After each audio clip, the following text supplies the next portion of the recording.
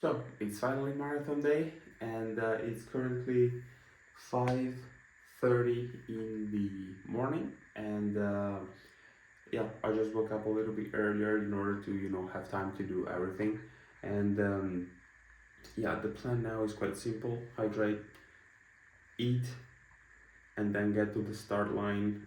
We are going to start around 8:30, in time, and of course have time to go to the bathroom and all these things, which is as important as running on marathon day. So what I did here is, well, for sure, check my blood sugars. It was a little bit rough early yesterday evening. I had a spike to 210.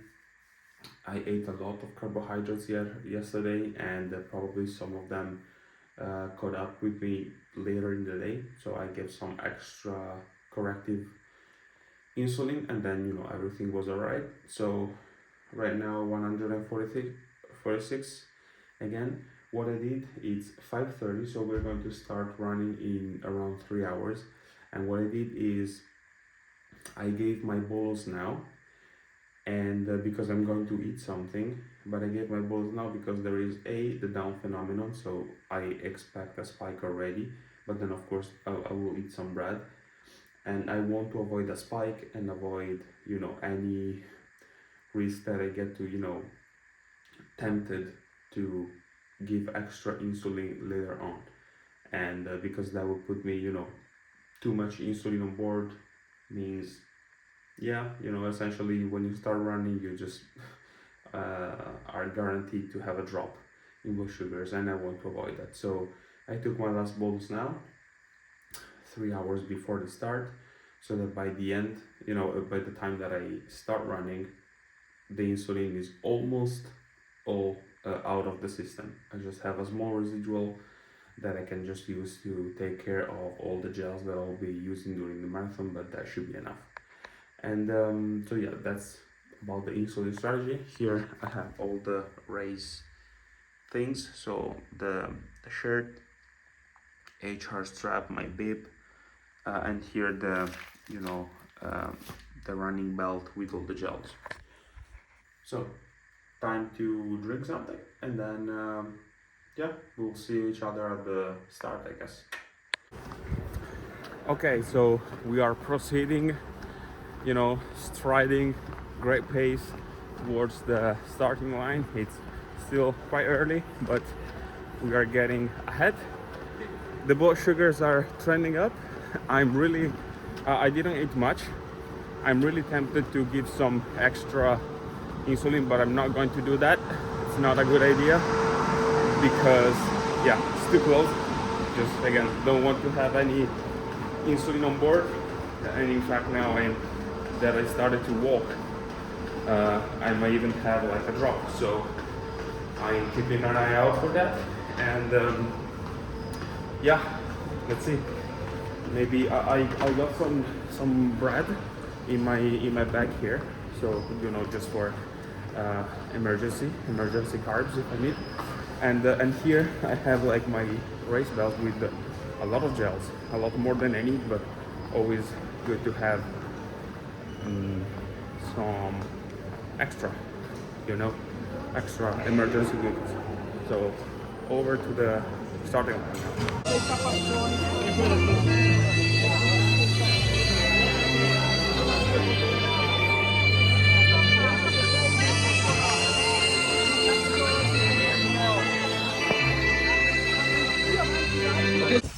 Okay, so kilometer number 5, and yeah, as you can see, it's not going so smoothly.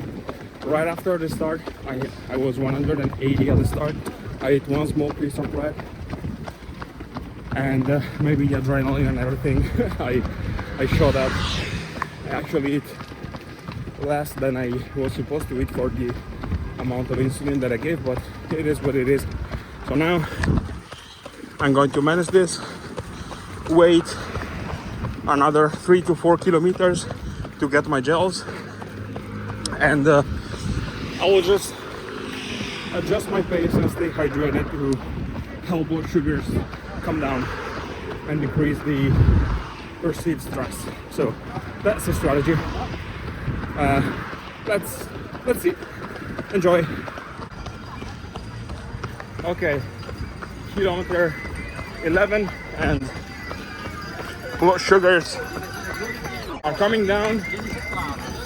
It takes a while, but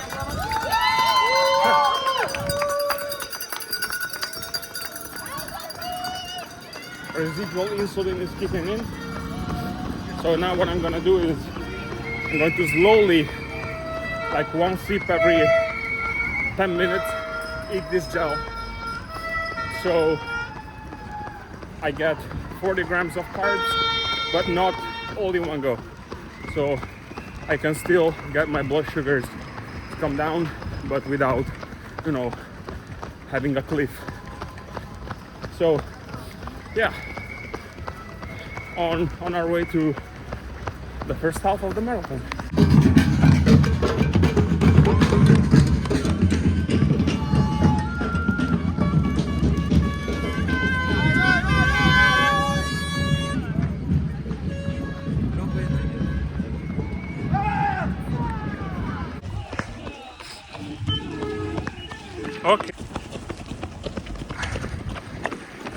Okay, 31st, I am reactivated. The blood sugars, well, taken down. Not sure what's happening, but it is what it is. I'm just managing my energy and pace and everything.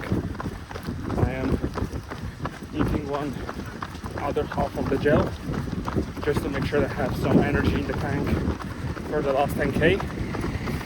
And then yeah, let's see. Now it's time to dig deeper. Definitely, I guess this is what we're here for, right? Well, let me enjoy this. See you later.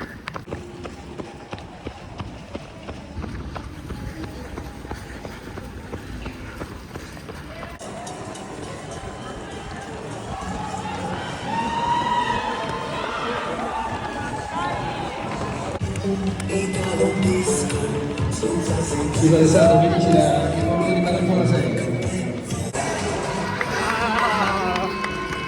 Wonderful!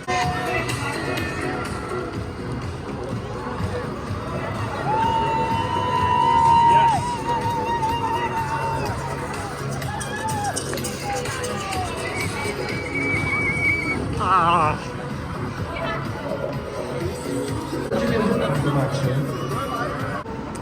All right, doing the stair test after the marathon. All good, and this is already amazing. And I'm now headed to eat pizzas, plural, with my friends, and I can't wait. So yeah, let's wrap the day. It's evening after the marathon. I just spent the afternoon with my friends eating pizza. Essentially, I am lucky enough to have one of my buddies also running the marathon today, who happens to be one of the best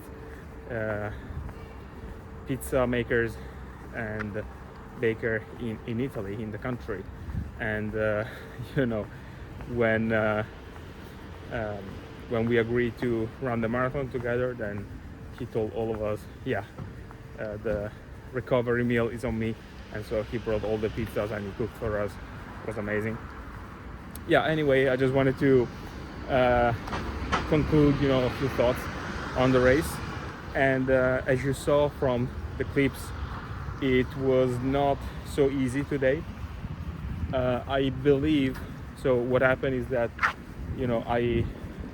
I woke up with perfect blood sugar levels, gave my pre-bolus, ate even a little less than I was actually supposed to eat for my pre-race snack, but then after a couple of hours, as I was approaching the starting line, I decided to eat a little bit more, It was not extra carbs, it was just the remaining part of the carbs that I didn't eat earlier on. But for some reason, as soon as I started running, I jumped from 180 to 270 and so I had to wait one entire hour to get my first gel, to at least help the levels come down a little bit, because I still had some residual insulin, and I was counting on that to kick in and take care at least of part of the hyperglycemia. But of course it was harder. The marathon itself today was a little bit harder, and so it was not easy. So what I had to do in order to still being able to perform was adjusting my pace.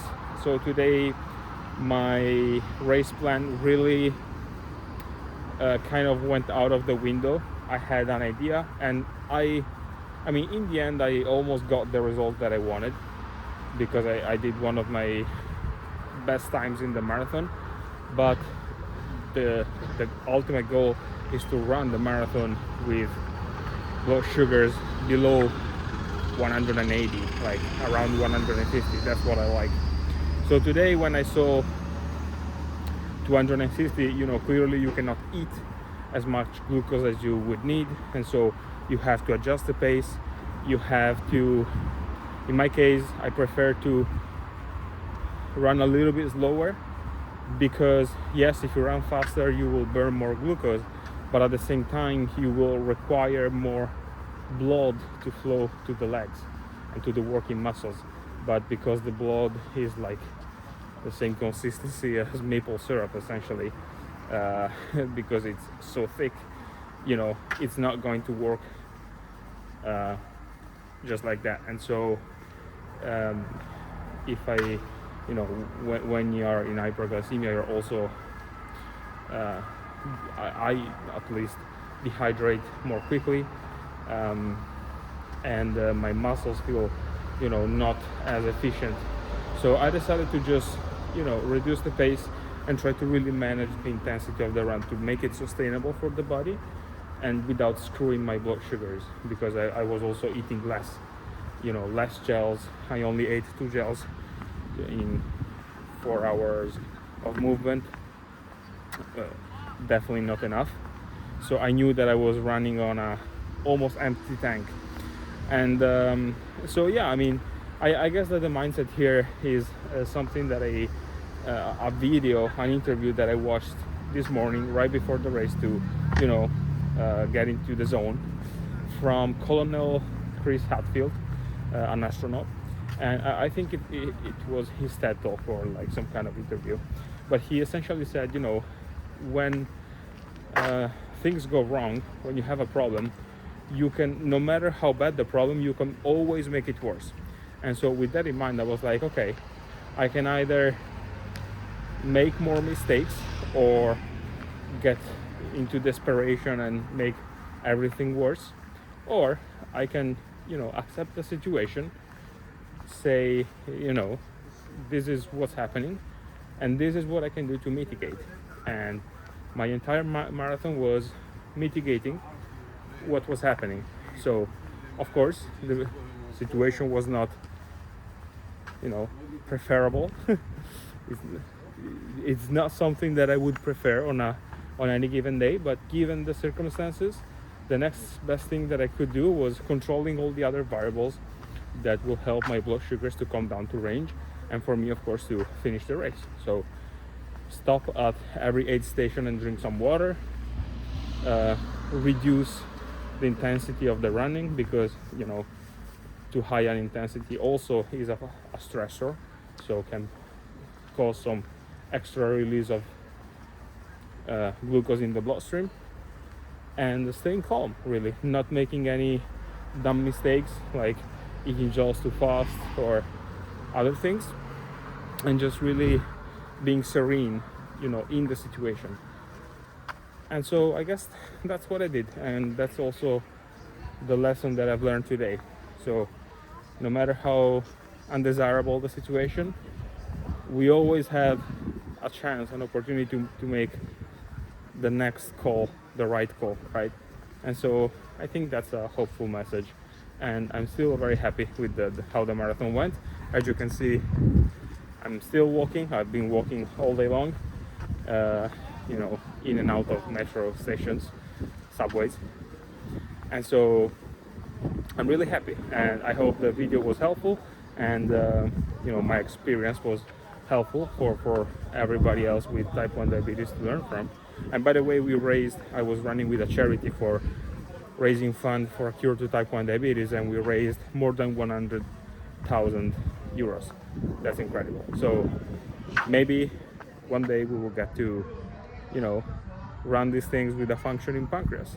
That would not be bad. So thank you for following along, and I'll see you next time, probably vlogging another marathon. See you.